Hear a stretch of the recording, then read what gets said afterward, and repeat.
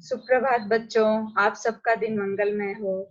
अच्छा, एक बात बताइए, इस संसार में, इस जीव जगत में प्रत्येक वस्तु की अपनी पहचान होती है ना। सबको किसी न किसी नाम से जाना जाता है। ये देखिए, ये क्या है? रेनकोट? नहीं। आप कहेंगे मैम को क्या हो गया, ये तो छाता है। अच्छा, ये क्या है?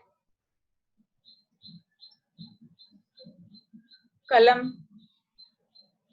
अगर मैं कहूँ ये पेंसिल है, आप स्वीकार करेंगे? कहेंगे नहीं नहीं मैम, ये तो पेन है। ये क्या है? बोतल। मैं कहूँ नहीं नहीं, ये तो बाल्टी है, तो आप कहेंगे नहीं नहीं मैम, आपको क्या हो गया, सब आप गलत ही गलत बोल रही हैं, ये तो बोतल है। क्यों ये बोतल है, ये कलम है, ये छाता है, ये पेंसिल है? क्योंकि इन सब का यही नाम दिया गया है और इसी नाम से ही इन्हें इस संसार में पहचाना जाता है। हम सब इनके नामों से ही इन्हें पहचानते हैं। यही जान पहचान की जो प्रक्रिया है, जो पहचानने के लिए हम नाम दिए हैं, इसी नाम को हम लोग व्याकरण की भाषा में संज्ञा कहते हैं। तो आज हम संज्ञा के विषय में जानेंगे, संज्ञा को पढ़ेंगे। चले संज्ञा की ओर चलते हैं, संज्ञा से मिलने। देखिए, संज्ञा, संज्ञा क्या होती है?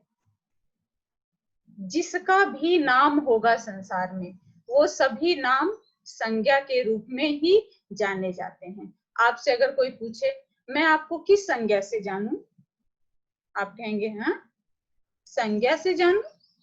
अरे मैं तो लड़का हूं, मेरा नाम सुरेश है, मैं संज्ञा थोड़ी हूँ, ये मुझसे क्या पूछ रहे? संज्ञा की परिभाषा नहीं, वो आपसे पूछ रहे हैं कि आपका नाम क्या है, और इसी नाम को हम संज्ञा कहते हैं। संज्ञा नाम का पर्याय है, साधारण बोलचाल की भाषा में हम संज्ञा कह देते हैं, उसी को हम व्याकरण की साधारण बोलचाल में हम नाम से बुलाते हैं, नाम क्या है।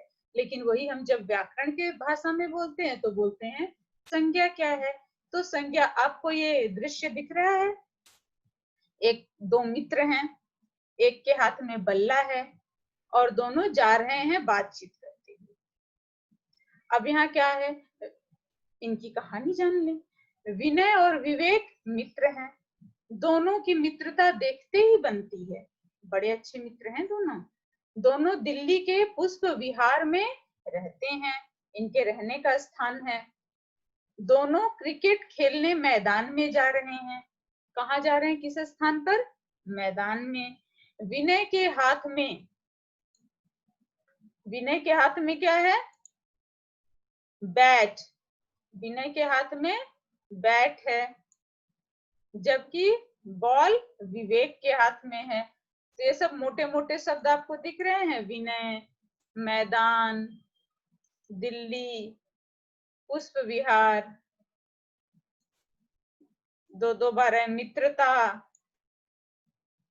ये आपको जितने अंडरलाइन, ये मोटे मोटे शब्द दिए हुए हैं या मैंने अंडरलाइन किया आपके लिए, तो ऊपर के वाक्यों में जितने भी ये रंगीन लाल रंग से अंडरलाइन किए हुए शब्द हैं, ये सारे शब्द किसी न किसी नाम को बता रहे हैं या दर्शा रहे हैं। चाहे वो नाम किसी व्यक्ति का हो, किसी वस्तु का हो, किसी स्थान का हो या किसी भाव का हो, नाम है लेकिन ये सारे तो किसी न किसी नाम को बता रहा। व्यक्तियों के नाम में कौन है? ये दोनों मित्र, विनय और विवेक। वस्तुओं के नाम में बैट, बॉल। स्थान क्या है? दिल्ली, पुष्प विहार और मैदान जहां वो खेलते हैं। भाव क्या है दोनों के बीच? मित्रता। तो ये सब संज्ञा के ही नाम हैं। प्रत्येक वस्तु, चाहे वो कोई भी हो, मनुष्य हो, पशु पक्षी हो, निर्जीव वस्तु हो, प्रत्येक का नाम होता है और प्रत्येक संज्ञा की श्रेणी में आता है।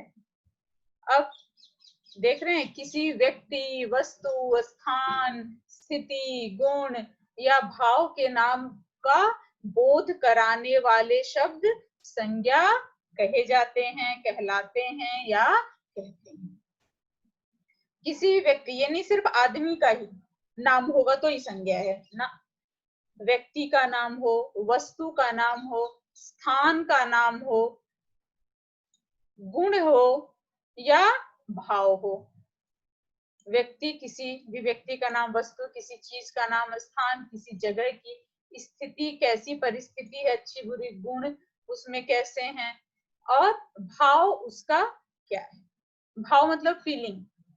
भाववाचक, आगे इसके भेदों में मैं समझाऊंगी कि भाववाचक क्या होता है, और नीचे भी ढेर सारे उदाहरण मैंने दे रखे हैं आपके लिए। व्यक्तियों में इतने ऐसे नाम हो सकते हैं, वस्तु में पानी, फल, पुस्तक, कलम आदि हो सकते हैं, प्राणी में मनुष्य, पशु, पक्षी, स्त्री, सब प्राणी में, प्राणी जैसे हम कहेंगे उसमें सब आ जाते हैं। भाव अच्छाई, बुराई, प्रेम, झूठ आदि।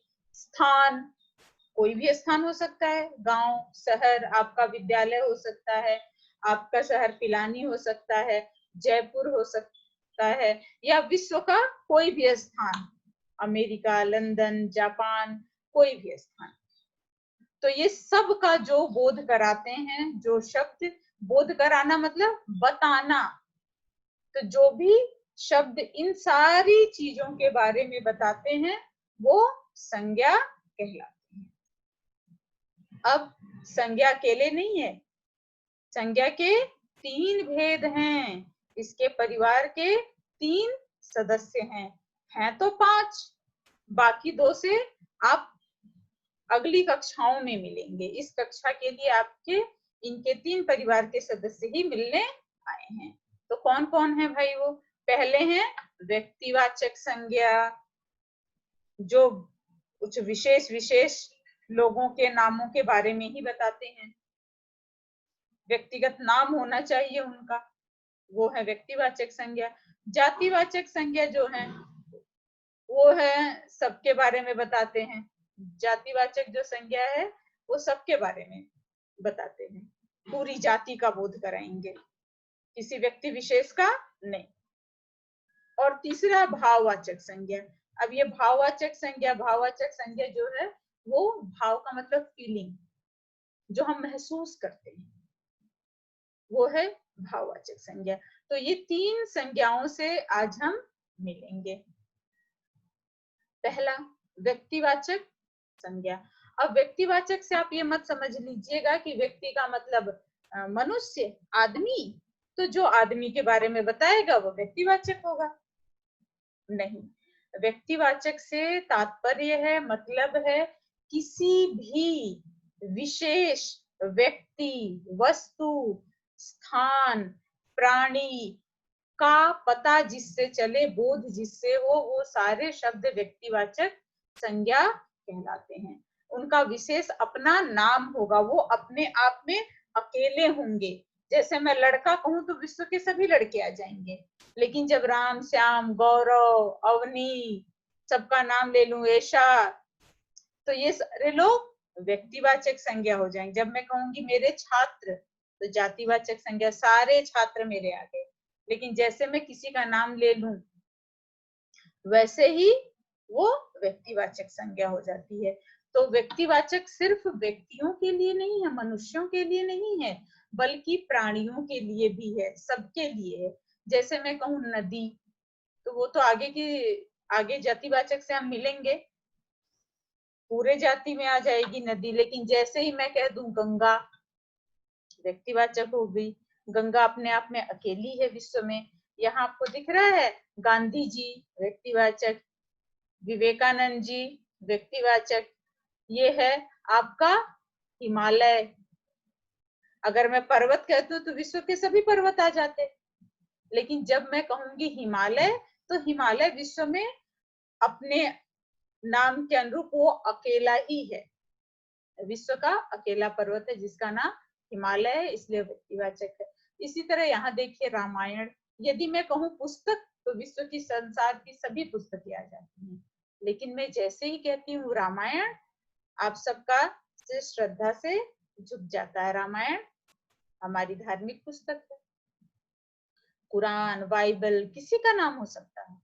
जैसे ही किसी का अपना व्यक्तिगत नाम आ जाएगा, वो जातिवाचक छोड़कर व्यक्तिवाचक की कैटेगरी में, श्रेणी में आ जाता है। तो व्यक्तिवाचक के लिए अनिवार्य है कि उसका अपना कोई विशेष नाम हो, वो अपने आप में अनोखा हो, तो वो व्यक्तिवाचक की श्रेणी में आता है। तो व्यक्तिवाचक की आप परिभाषा के रूप में भी यहाँ देख सकते हैं, जिस संज्ञा शब्द से किसी विशेष व्यक्ति, प्राणी, वस्तु अथवा स्थान का बोध हो, उसे हम व्यक्तिवाचक संज्ञा कहते हैं।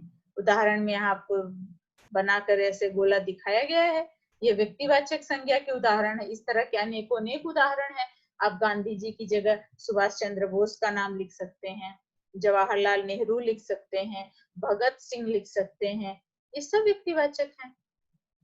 रामायण की जगह आप कुरान, बाइबल, श्रीमद् भगवत गीता, इस तरह की कोई भी पुस्तक का नाम लिख सकते हैं। हिमालय पर्वत है, हिमालय की जगह और पर्वतों के नाम भी आप लिख सकते हैं। तो इस प्रकार जैसे ही आप उनका नाम बोलेंगे, वो व्यक्तिवाचक संज्ञा हो जाएंगे। यहाँ आप नीचे देखिए और अन्य उदाहरण भी हैं। ताजमहल, अब ताजमहल नाम है स्मारक का, विश्व के आश्चर्यों में गिनी जाती है ये। यदि मैं सिर्फ स्मारक कहूं तो दुनिया में बहुत सारी हैं, भारत में ही बहुत सारी हैं, लेकिन जैसे ही हम ताजमहल कह दिए तो ये मात्र एक है, तो ये व्यक्तिवाचक है। मैं अगर लड़का कहूं, सभी लड़के आ जाते हैं, लेकिन जैसे ही मैं नाम ले लूं मयंक, किसी का नाम है, व्यक्तिवाचक संज्ञा है। जापान किसी देश का नाम है। अगर मैं सिर्फ देश कहूं तो विश्व के तमाम देश आ जाते हैं, लेकिन जैसे ही मैं जापान कहूं, चीन कहूं, भारत कहूं, अमेरिका कहूं, वो उनके व्यक्तिगत नाम हो जाते हैं और वो व्यक्तिवाचक श्रेणी में संज्ञा की आ जाते हैं। उसी तरह ये आपको दिख रहा है गंगा, क्या है? नदी है। गंगा की जगह आप यमुना, कावेरी, अमेजन, कोई भी नदी का नाम लिख सकते हैं जिसका नाम हो। सिर्फ नदी में तो विश्व की तमाम नदियां आ जाती हैं। इस तरह व्यक्तिवाचक संज्ञा विशेष व्यक्ति, वस्तु, प्राणी के नाम का बोध कराता। विशेष इसलिए कि उनका अपना विशिष्ट नाम होगा, व्यक्तिगत नाम होगा, जिसके कारण उन्हें हम व्यक्तिवाचक संज्ञा की श्रेणी में रखेंगे। अगला आपको दिख रहा है जातिवाचक संज्ञा। अभी मैंने बताया था ऊपर, व्यक्तिवाचक बिना जातिवाचक के पूर्ण नहीं होता। व्यक्तिवाचक और जातिवाचक को साथ साथ समझना होगा, तभी हम दोनों में अंतर स्पष्ट कर पाएंगे और अंतर को समझ भी पाएंगे। जातिवाचक संज्ञा क्या होती है?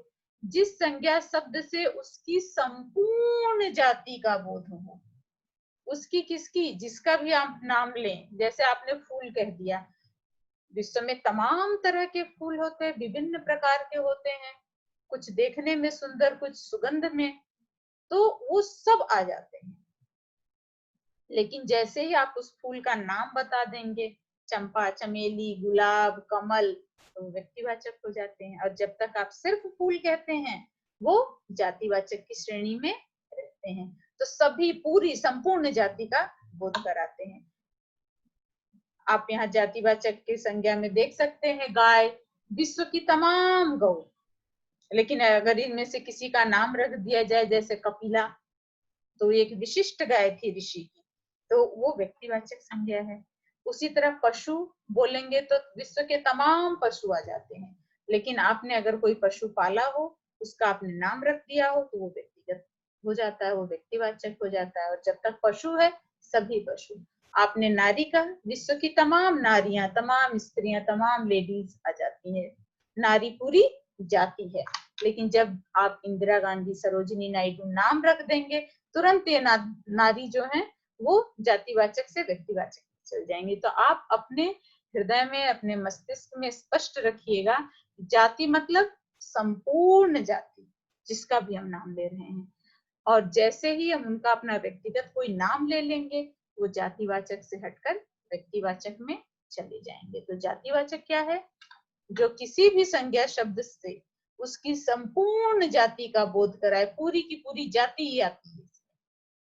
मनुष्य, गाय, पशु, नीचे भी आप देख रहे हैं फूल, फूलों की तमाम प्रजातियां, विद्यालय, तमाम विद्यालय हो जाते हैं, लड़का, सभी लड़के आ जाते हैं। तो एक संपूर्ण लड़के की जाति का बोध करा रहा है, संपूर्ण विद्यालय, संपूर्ण फूलों की जाति है, संपूर्ण पशु हैं, गाय हैं, मनुष्य, तमाम मनुष्य हैं, नारी पूरी जाति है।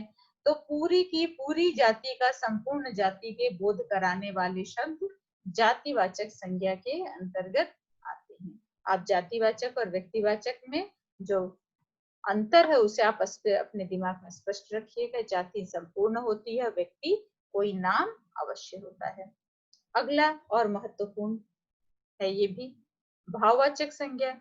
अब भाव क्या होता है? जिस संज्ञा शब्द से पदार्थों की अवस्था किस हाल में है, वो अवस्था उनकी क्या है, गुण दोष, अच्छा बुरा, धर्म आदि का बोध हो, उसे हम भाववाचक संज्ञा कहते हैं। एक बात आप स्पष्ट समझ लें, भाव जो होते हैं वो सिर्फ महसूस करने के लिए होते हैं, अनुभव की वस्तु होती है। उसे हम ना तो हाथों से पकड़ सकते हैं और ना ही हम नंगी खुली आंखों से उसे देख सकते हैं, मात्र महसूस कर सकते हैं। इसीलिए इसका नाम है भाव, फीलिंग, फील करना। आप बोलेंगे गर्मी लग रही है, सर्दी लग रही है, भूख लगी है, तो आपके शरीर में कहीं भूख इधर लटकी तो दिख नहीं रही है, गर्मी कहीं सिर पे नाच तो नहीं रही है, सर्दी आपका पैर पकड़ के तो नहीं रखी है कि जो औरों को दिख रही है। आप उसे महसूस करते हैं, आपके पसीने छूट रहे हैं, लग रहा हाँ भाई इसे गर्मी लग रही होगी। आप कपकपा रहे हैं तो आपकी क्रिया को देख करके अगले को लगेगा कि हाँ हाँ इसे सर्दी लग रही है। भूख, ये तो पूर्णतः व्यक्तिगत है, मात्र आप ही अनुभव कर पाएंगे कि आपको भूख लगी है, प्यास लगी है। तो जो चीज अपने अनुभव की होती है, जिसे हम देख नहीं सकते हैं, छू नहीं सकते हैं, मात्र अनुभव करते हैं, वो होते हैं भाव, भाववाचक संज्ञा। ऐसे शब्द जो इस प्रकार की चीजों का बोध कराते हैं, जिसे हम मात्र अनुभव कर सकते हैं, वो भाववाचक संज्ञा होती है। जैसे बुढ़ापा हम बोलते हैं, बचपन, आपको यहाँ उदाहरण में मैंने रखा है यहाँ बचपन। तो बचपन क्या बच्चे के साथ साथ चलता है क्या? कुछ नहीं। उसके आयु वर्ग को देखकर, उसके क्रियाकलाप को देख करके हम कहते हैं कि इसमें तो अभी बड़ा बचपना है, बचपन है बच्चे का। उसी तरह कोई बूढ़ा व्यक्ति दिखकर कहते हैं इनका तो बुढ़ापा आ गया है। तो बुढ़ापा क्या उनके सिर के बगल से, गर्दन से कहीं लटकता बुढ़ापा दिखता है हमें? नहीं। उनकी आयु वर्ग, उनकी झुकी कमर, नजर कमजोर, यादाश्त का कम हो जाना, इस प्रकार के अनेक क्रियाकलाप को देख करके हम बोलते हैं कि इनका तो बुढ़ापा है। मिठास भाववाचक संज्ञा है। आप कोई मिठाई खाते हैं तो उसको देखने से नहीं लगता है कि वो मीठी होगी कि नहीं होगी, उसमें मिठास कितनी है ये तो खाने वाला अनुभव करेगा, वही बता पाएगा। आप कभी कभी चाय पीते हैं और बोलते हैं ना, या मिठाई खाते हैं और कहते हैं ना ये तो बहुत तीखी है, या इसमें बहुत चीनी है, बहुत मिठास है। तो ये खाने वाला अनुभव करता है, देखने से और छूने से पता नहीं चलता है। तो भाव का मतलब, अर्थ आप समझ के रखेंगे। भाव का मतलब होता है, आप अंग्रेजी में समझ लें, फीलिंग, फील करना, अनुभव करना, महसूस करना। जैसे ही आप शब्द का अर्थ जान जाएंगे, आप इसकी पूरी परिभाषा जान जाएंगे। तो भाववाचक संज्ञा शब्द वे संज्ञा शब्द होते हैं जो कि हमें विभिन्न पदार्थों की स्थिति, अवस्था, गुण, दोष, इसके बारे में बताते हैं। जैसे बचपन, रसीला, आम रसीला है। वीरता, वीरता एक भाव है, भावना है, जो व्यक्ति के समय आने पर उसके द्वारा किए गए क्रियाकलाप के द्वारा हम आंकते हैं। दया, ये भी सिर्फ व्यक्ति को देखकर आप नहीं अनुभव कर सकते हैं कि इसमें दया होगी कि नहीं होगी, उसके कार्य और व्यवहार को देख करके हम कहते हैं ये बहुत, इस व्यक्ति में बहुत दया है। यहाँ भी देखें बचपन। क्रोध, क्रोध, कोई किसी को दो चार थप्पड़ मार दे, चिल्ला दे, तो उसके क्रियाकलाप को देख करके हम महसूस करते हैं अच्छा ये क्रोध, इसे बहुत क्रोध और ऐसे कोई मुंह से बोले बड़ा क्रोध आ रहा है, क्रोध दिखता नहीं है, अनुभव की वस्तु है।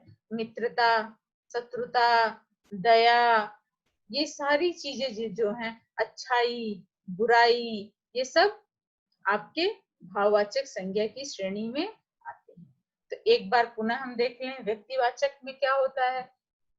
विशेष, व्यक्तिवाचक में विशेष व्यक्तियों का नाम होगा, किसी भी शब्द की वो विशेष स्थिति होगी, किसी व्यक्ति वस्तु का, स्थान का नाम जब उसमें लिया जाएगा स्पष्ट रूप से, वो व्यक्तिवाचक है। जाति, जब वही शब्द पूरी संपूर्ण जाति का बोध कराएगा तो वो जातिवाचक संज्ञा है। जब शब्द सिर्फ भावों का बोध कराते हैं तो वो भाववाचक की श्रेणी में आते हैं। हम जिन चीजों को सिर्फ महसूस कर सकते हैं वो भाववाचक की श्रेणी में आते हैं। तो इस प्रकार संज्ञा के 3 प्रकार हैं जो आपको भी पढ़ने हैं, व्यक्तिवाचक, जातिवाचक, भाववाचक। व्यक्तिवाचक में नाम होगा स्पष्ट रूप से, जातिवाचक में पूरी जाति होगी, भाववाचक में महसूस करने वाले शब्द होंगे जिन्हें आप अनुभव कर सकते हैं, फील कर सकते हैं। तो ये 3 संज्ञाएं हैं जो आपके लिए हैं अभी, आपकी कक्षा के लिए। अब जो आपने आज संज्ञा पढ़ी उसके आधार पर आप कुछ प्रश्न करेंगे। आप इस चित्र को देख रहे हैं, आपको इस चित्र में बहुत सारे संज्ञा शब्द दिख रहे हैं, बहुत सारे दिख रहे हैं। जैसे आपको आरंभ में मैंने बताया कि जीव जगत की, संसार की प्रत्येक वस्तु का कोई न कोई नाम है और वो नाम ही व्याकरण की भाषा में संज्ञा कहलाता है। तो आपको इस चित्र में बहुत सारे दिख रहे हैं। आपका अभ्यास कार्य क्या है? इस चित्र में से कम 5, आपको इसमें से 5 संज्ञा शब्द ढूंढ करके लिखने हैं और अधिक से अधिक 10। ये नहीं कि आप दुनिया भर का कुछ भी लिख लें, आप कम से कम 5 और अधिक से अधिक 10 की सीमा आपको दी हुई है। आप उस सीमा के अंदर शब्दों को लिख सकते हैं। 5 से कम नहीं लिख सकते, 10 से अधिक नहीं लिख सकते हैं। मुझे तो बहुत सारी यहाँ दिख रही है, पेड़, पर्वत, लड़के, लड़कियां, जो भी हैं, फूल, पहाड़। तो आप भी देखिए, मुझे तो और भी छोटी छोटी कई चीजें दिख रही हैं, तो आप बड़े ध्यान से देखिए और मुझे तो विश्वास है आपको 10 से अधिक भी मिल जाएंगे, परंतु आप अपनी सीमा का ध्यान रखते हुए ही अभ्यास कार्य को करेंगे। ये है, नीचे लिखे शब्दों को छांटकर उनके भेद के आगे लिखो। आपको 3 संज्ञाएं पढ़ाई गई हैं, जातिवाचक, व्यक्तिवाचक और भाववाचक। यहाँ बहुत सारे शब्द हैं जैसे मजदूर, ये किस में आएगा? किसी का नाम है स्पष्ट रूप से दिखा गया? नहीं, तो किस में आएगा? जातिवाचक। रामायण, ये तो आप अब उदाहरण में ही देख चुके हैं, रामायण किस में आएगा? बचपन, ये भी देख लिए किस में आएगा? खरगोश किस में आएगा? मोटापा, महसूस करने की चीज है। गुरु नानक, नाम है किसी का। मंदिर, बहुत से मंदिर हैं। ताजमहल, ये आप देख लिए हैं। नानी, पढ़ाई, पढ़ाई लिखाई, ये ई वाले जो शब्द होते हैं ना, अधिकांशतः, ये मैं नहीं कह रही हूँ कि सभी, अधिकांशतः भाववाचक में आते हैं। कहानियां, भारत, किसी का नाम है ना, वन एंड ओनली वन। अच्छाई, ई। दर्द, आपको दर्द होगा तो मैं अनुभव करूंगी कितनी पीड़ा हो रही है, मैं तो सिर्फ देख सकती हूँ, क्या होगा ये? हनुमान, आहा, सब जानते हैं हनुमान। तो ये आप इसमें से एक एक शब्द चुनेंगे, पहले मजदूर उठाएंगे, वो तीनों में से जिस श्रेणी में आता हो आप उसमें लिखेंगे। आप अपने कॉपी में इस तरह से हेडिंग डाल लेंगे, लिख लेंगे। उसके बाद इन सारे शब्दों को आप उतार लेंगे और नीचे इसी तरह से, आप इस तरह से भी लिख सकते हैं और आप ऊपर से, जैसे जातिवाचक है थोड़ी दूर पे यहाँ व्यक्तिवाचक, थोड़ी दूर पे यहाँ भाववाचक, ऐसे भी 3 कॉलम बना सकते हैं, आपकी अपनी इच्छा है। और लिखेंगे एक एक शब्द, यानी पहले सारा जातिवाचक आप ढूंढने लग गए। पहले एक शब्द उठाएंगे, आपको ये लगता है कि मजदूर तीनों में से किसमें जाएगा, जिसमें जाएगा वहां लिखेंगे। रामायण, रामायण कहाँ जाएगा वहां लिखेंगे। बचपन कहाँ जाएगा, वहां लिखेंगे। इस प्रकार से आप सभी शब्दों को 1 बाय 1 करके स्टार्ट करेंगे और इसे यहाँ तक ले आएंगे। नीचे उचित संज्ञा शब्द चुनकर खाली स्थान करो। तो बहुत आसान है। अब फूल पर कौन बैठेगा? फूल छोटा सा नाजुक सा होता तो उस पर कौन बैठेगा? तो आप खुद पहचानते हैं इन दोनों संज्ञाओं में से कौन बैठेगा। अब इन दोनों में से आप खेतों में कौन काम करता है? माली कौन होता है जानते हो? जो पुष्प वाटिका में, गार्डन में काम करते हैं वो। तो आप खुद जाने। मेरे चाचा जी के 2 वचन का ध्यान रखेंगे और यहाँ ध्यान रखेंगे यहाँ पर क्या होगा। डैश पिजड़े से उड़ गया, गया है, ध्यान रखेंगे लिंग का। चमेली का डैश होता है, क्या होता है? आप स्वयं प्रयास करेंगे पहले। पेड़ों पर, उसके बाद चाहे तो किसी की सहायता ले लें। चहचहा रही हैं, रही हैं, लिंग का पर्याप्त ध्यान रखेंगे। पेड़ों पर दोनों में से 2 हो सकते हैं, कोई भी, लेकिन आप विशेष ध्यान रखेंगे लिंग का, वचन का। उस हिसाब से आप वाक्य को भरेंगे। और एक अंतिम अभ्यास, निम्नलिखित वाक्यों में से संज्ञा और उनके भेद लिखिए। आप इसमें से संज्ञा शब्द छांटेंगे। खेतों में चारों ओर हरियाली है, इसमें क्या है संज्ञा शब्द? उस शब्द को यहाँ चुनकर लिखेंगे और वो तीनों में से किस भेद में है, जातिवाचक का है, व्यक्तिवाचक का है या भाववाचक का है, उसका नाम लिखेंगे। उसी तरह वरुण मन लगा करके पढ़ाई करता है। एक से अधिक संज्ञा शब्द हो सकते हैं और एक से अधिक भेद भी। जैसे उदाहरण के लिए मैं एक बता देती हूँ, इसमें वरुण और पढ़ाई। वरुण क्या है? नाम है किसी का, तो क्या होगा? व्यक्तिवाचक संज्ञा। और पढ़ाई अनुभव करने की चीज है, महसूस करने की, तो ये किसमें आएगी? भाववाचक में। उसी तरह ताजमहल बहुत ही खूबसूरत है, तो यहाँ पर आप चुनकर लिखेंगे संज्ञा शब्द और यहाँ लिखेंगे ये कौन सा भेद है इसका।